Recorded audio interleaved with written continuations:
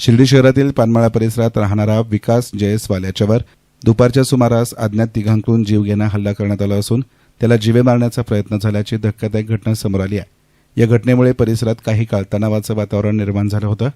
मिळालेल्या माहितीनुसार विकास जयस्वाल शिर्डी शहरात दुकानदार म्हणून व्यवसाय करतो। दैनंदिन कामकाज सुरू असताना अचानक स्कूटीवरून आलेल्या तिघांनी त्याच्यावर हल्ला केलाय। या घटनेमध्ये विकास जयस्वाल जखमी झाला असून त्याच्यावर साई संस्थांच्या सुपर स्पेशालिटी रुग्णालयामध्ये उपचार सुरू आहेत।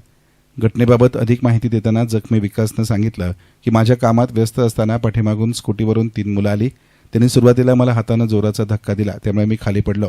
त्यानंतर त्यांच्या हातातील लोखंडी रॉडनं माझ्या डोक्याच्या एका बाजूला मारहाण केली। त्याचवेळी त्यांनी चाकू काढून माझ्यावर वार करण्याचा प्रयत्न केला, मात्र घटनास्थळी उपस्थित असलेल्या एका महिलेनं धाडस दाखवत त्याच्या हातातून चाकू हिसकावून घेतला, त्यामुळे आरोपी तिथून पळून गेले। मैं दीदी के घर जा रहा था, द्वारका नगर के आगे क्रॉस किया, मेरे को पीछे से 3 लड़के बाइक पे है, स्कूटी था शायद, और मेरे को हाथ से धक्का मारे, मैं नीचे गिर गया। उसके बाद मेरे को रॉड से बहुत ज़्यादा मारे सर पे, वन साइड पूरा शरीर पे। उसके बाद चाकू निकाले और मेरे गर्दन पे मारने जा रहे थे। एक लेडीज उधर से आई, उसने चिल्लाई तो सब तीनों के तीनों भाग गए।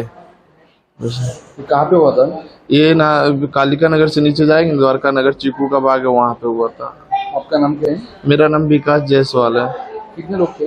3 लोग थे।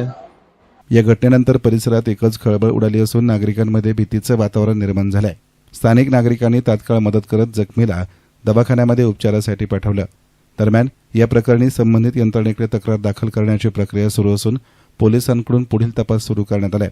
हल्लेखोर नेमके कोण होते, त्यांनी हा हल्ला कोणत्या कारणातून केला आणि यामागे पूर्ववैमनस्य होतं का याचा शोध पोलीस घेत आहेत। एसएन मीडियासाठी कॅमेरा पर्सन साई सुराळे, शिर्डी।